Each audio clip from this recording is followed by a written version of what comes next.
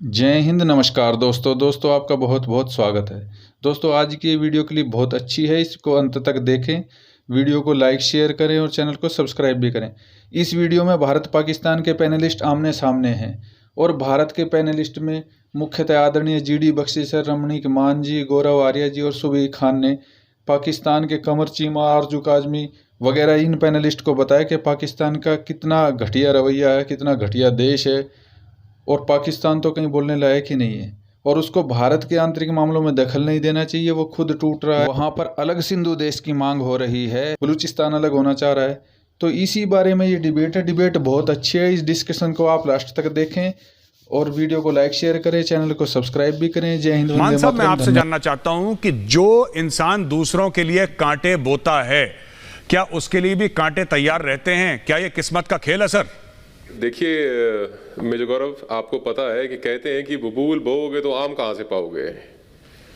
तो इन लोगों ने सारी जिंदगी इनकी तारीख उठा के देख लीजिए, शुरू से बबूल ही तो बो रहे हैं, कांटे तो बो रहे हैं। तो अब इनको कांटे चुभ रहे हैं तो तकलीफ हो रही है। और एक बड़ी दिलचस्प बात बताऊं, ये मेन इन ब्लैक है इनके, वो पिक्चर देखी होगी आपने, 3 सीरीज आई है, जी जी। 3 सीरीज इनकी भी है। ये 2007 से शुरू हुए थे, जब इफ्तिकार मोहम्मद चौधरी इनके जो चीफ जस्टिस से उनको हटाया, उसके बाद बड़ा इनका लॉन्ग मार्च चला और क्या क्या हुआ।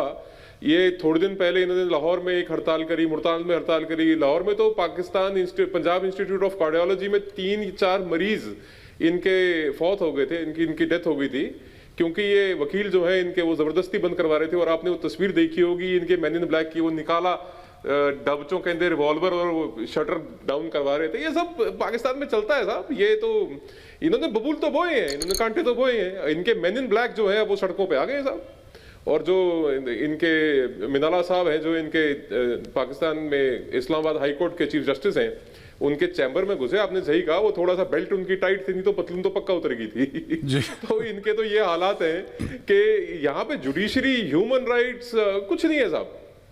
आप आज़ाद, जिसको ये आज़ाद जम्मू कश्मीर कहते हैं, पाकिस्तान ऑक्यूपाइड कश्मीर से आप नीचे तक आ जाइए, सिंध, बलूचिस्तान, कराची, कहीं पे कहाँ है यार इनके मुल्क में ह्यूमन राइट्स? कोयटा में लोगों को उठा के ले जाते हैं, बलूचिस्तान में किसी के हक हकूक नहीं है, कराची में लोगों को शरेआम मार देते हैं। अभी ये F8 में कुछ उन्होंने बना रखे थे अपने चैम्बर, 20 चैम्बर तोड़ दिए, तो उन्होंने 50 और बना लिए। कितने तोड़ोगे साहब? और मैं ये समझता हूं कि they are a lawless country, there are a lawless community.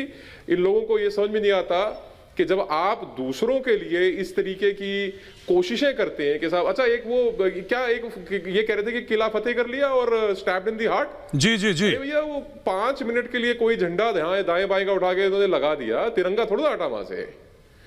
और इनकी जो हालात हो रहे हैं साहब, इनका मुल्क भी नहीं रहेगा। मेजर साहब मैं आपको बता रहा हूं, आज नोट कर लीजिएगा, इनका मुल्क बहुत दिन का नहीं है। 4 प्रोविंस इनसे संभलते नहीं है साहब। 4 तो प्रोविंस है पाकिस्तान में, क्या है? सिंध है, बलूचिस्तान है, KPK और पंजाब है। 4 इनसे प्रोविंस संभलते नहीं है। ये बड़ी बड़ी बातें करते हैं, शेखियां आंटते हैं बिल्कुल। और वैसे भी मेजर साहब, ये पाकी तो कौम हो ही नहीं ना कोई। या तो ये अपने आप को सिंधी कहें, बलूची कहें, या अपने आप को पठान कहें, पंजाबी कहें, पाकी कौम कौन सी है? कोई कौम नहीं है साहब। इनकी आइडेंटिटी क्राइसिस है। ये सब तबाह और बर्बाद हो रहे हैं, अपने आप कर रहे हैं अपने आप को खत्म। जी मान साहब, आपके जो IT मिनिस्टर हैं, बड़े अच्छे इंसान हैं वो तो ये कह रहे थे साहब फार्मर प्रोटेस्ट और ये और वो दुनिया भर की चीजें। अब जब खुद के अंदर प्रोटेस्ट हुई, अब चुप हैं सब लोग कि क्या हो गया? वकीलों ने चीफ जस्टिस की पिटाई कर दी, चीफ जस्टिस को ऑलमोस्ट हॉस्टेज रखा 3 घंटे के लिए, उसके चैम्बर तोड़ दिए। यही चीफ जस्टिस हैं। अभी मान साहब ने स्टोरी बताई, मैं खुद बताने लगा था, लेकिन मेरे से पहले मान साहब ने बता दी कि अस्पताल में जाके बंदे मार दिए वकीलों ने। ये आपके यहां जो हो रहा है, ठीक है, हमें भी बुरा लगता है, लेकिन एक बात तो बताइए आरजू काजमी साहिबा, जब इंडिया में कोई प्रॉब्लम होती है तो बड़ा जश्न मनाया जाता है। आम आदमी जश्न मनाए सोशल मीडिया पे, मुझे एक बात समझ में आती है, ठीक है, उसकी वो रिस्पॉन्सिबिलिटी नहीं है। आपके कैबिनेट मिनिस्टर्स बढ़ चढ़ के ट्वीट कर रहे थे साहब। Dabbu ji, my favourite minister of the Pakistani cabinet, Dabbu ji tweet कर रहे थे। जी बिल्कुल मेजर साहब, आप सही कह रहे हैं, लेकिन ये जो आदत है ये हम दोनों की है, चाहे भारत हो या पाकिस्तान, के जब भी कुछ बुरा होता है किसी कंट्री में तो दूसरी तरफ पार्टी हो रही होती है। तो ये चीज कोई नई नहीं है कि आपके यहाँ कुछ होगा तो यहाँ पे लोग खुश नहीं होंगे। और जहां तक आप मंत्रियों की बात कर रहे हैं, जो मिनिस्टर्स हमारे ट्वीट करते हैं, तो वो बिल्कुल वो हम ही लोगों में से है ना, वो कहीं अलग से तो आए नहीं है, उसी माइंडसेट के लोग हैं, उसी तरह का बिहेवियर होता है।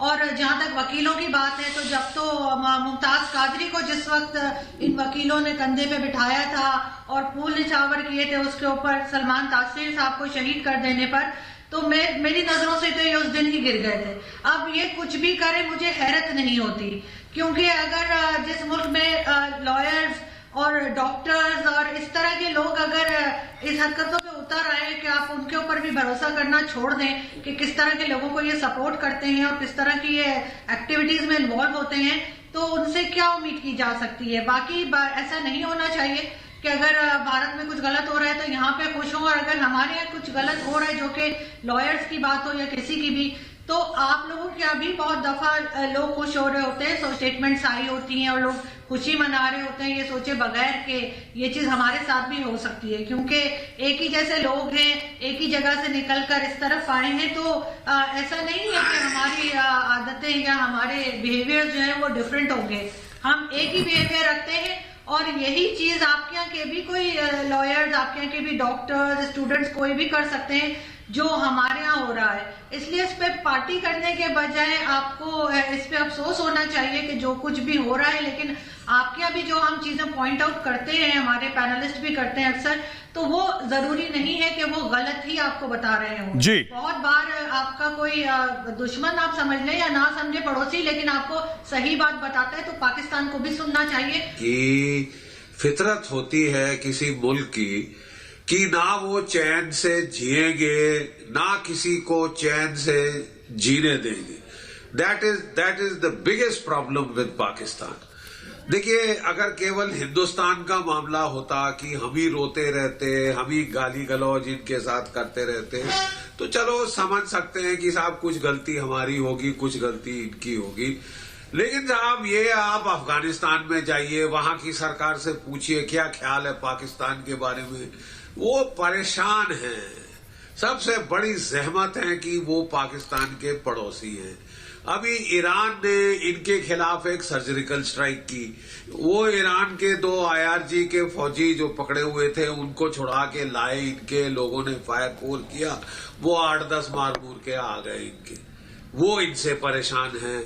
अब आप देखिए, थोड़े दूर दराज चले जाइए, बांग्लादेश के लोग परेशान हैं, अपना होम मिनिस्टर भेजने से साफ इनकार कर दिया। कभी ना कभी तो गरेबान में झांकना होता है ना। देखिए, एक जर्मन वर्ड है शेडनफ्रॉयडे, शेडनफ्रॉयडे मतलब औरों की तकलीफ दुख में खुश होना, बड़ा चौड़ा महसूस करना, बड़ा खुश महसूस करना। अब प्रॉब्लम यह है कि आधा टाइम इनकी ISI ने दुनिया भर का ठेका ले रखा है, चाहे सीरिया में कुछ हो, चाहे लीबिया में कुछ हो, चाहे यमन में, फिलिस्तीन में कुछ हो, वो ठेका इनका है। ये मतलब दुनिया भर के जो हैं मसले मसाइल, ये इनकी ठेकेदारी। अब खालिस्तान के तमाशे से आपका क्या लेना देना? आप होते कौन हैं? अगर आप सिख कौम को बाशिंदों को पूछें तो उनके गुरु ग्रंथ साहिब में लिखा है, ततियां देगाएं च जलाए गए, आरे नाल चिराए गए, जिंदा चिनाए गए। ये सब किसने किया? ये पाकिस्तान के जो इनके पुरखे थे उन्होंने किया। आज वो सबसे सक्के बन रहे हैं हमारे बेचारे सिख भाइयों के। हाँ ठीक है साहब, कुछ ना कुछ डिफरेंसेस किसी भी फैमिली में जी सर, बिल्कुल, लेकिन उसमें आप टांग अड़ाओ, जहां मौका मिले टांग अड़ाओ, खड्डे दूसरों के लिए खोदो, खुद गिरोगे। जी, मेरे साथ पहली बात तो ये है कि अगर भारत की सरकार को कोई चैलेंज करेगा भारत के अंदर से, तो मैं उसे अप्रिशिएट नहीं करता। जो 26 जनवरी को भारत में हुआ, मैं उसको बिल्कुल अप्रिशिएट नहीं करता। प्रोटेस्ट हमेशा पीसफुल होना चाहिए। कौन बंदा क्या कहता है, मैं उसका रिस्पॉन्सिबल नहीं। I speak for my self, पहली बात। दूसरी बात यह है कि मेजर साहब, पूरी दुनिया के अंदर, इंडिया और पाकिस्तान के अंदर इंटरेस्ट ग्रुप्स होते हैं। पाकिस्तान में जैसे मान साहब भी कह रहे थे, आप भी बात हो रहे, 2007 से जुडिशरी आजाद हुई, वुकला थोड़े पावरफुल हो गए, अकाउंटेबिलिटी, बार और बेंच का रिलेशन वैसे तो बड़ा स्ट्रांग है, लेकिन अकाउंटेबिलिटी के मामले में कोई इतना स्ट्रांग नहीं रहा। मैं ये बोलना चाहती हूँ कि इस्लामिक स्टेट वालों को हमें मस्जिद की परिभाषा बतानी पड़े तो सोचिए कितना ज़्यादा भटके हुए ये लोग हैं। मस्जिद वो होती है जो या तो खरीदी हुई ज़मीन पर हो या फिर दान दी हुई ज़मीन पर हो। सिर्फ वैसी ही ज़मीन पे अल्लाह ताला इबादत कबूल करता है। किसी की हक तलफी करके, किसी का दिल दुखा के या किसी के अमानत में खयानत करके बनाए हुए स्ट्रक्चर को ढांचा बोला जाता है, मस्जिद नहीं बोलना जाता। पहली बात। दूसरी बात, आरएसएस का नाम आप बार बार बोलते हैं, आपको शायद आरएसएस की फुल फॉर्म नहीं पता चीमा साहब। आरएसएस का मतलब होता है राष्ट्रीय स्वयं सेवक संघ। संघ का मतलब होता है संगठन।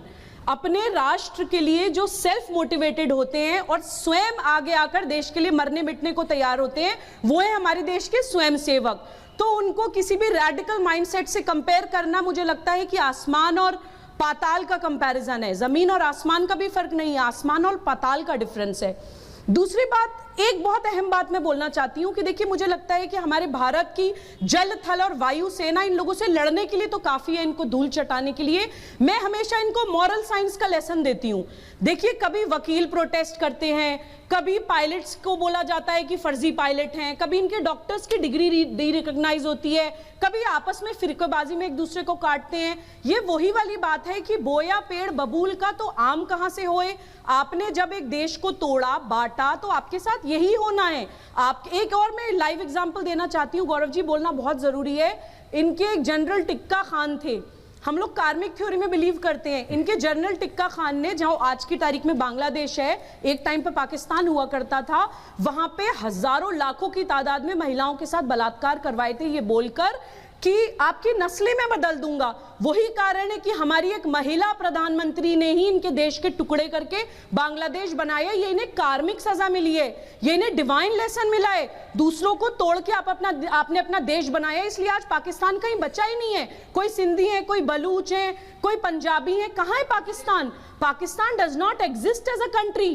तो यही इनकी बौखलाहट है गौरव जी। और जब तक ये लोग इंट्रोस्पेक्ट नहीं करेंगे, जब तक ये नहीं मानेंगे कि जो कर्म करता है इंसान वो उसको भोगना पड़ता है, तब तक इनकी परेशानियों का हल नहीं होगा। और ये मॉरल साइंस की क्लास में इनको तब तक देती रहूंगी जब तक ये समझ नहीं जाते।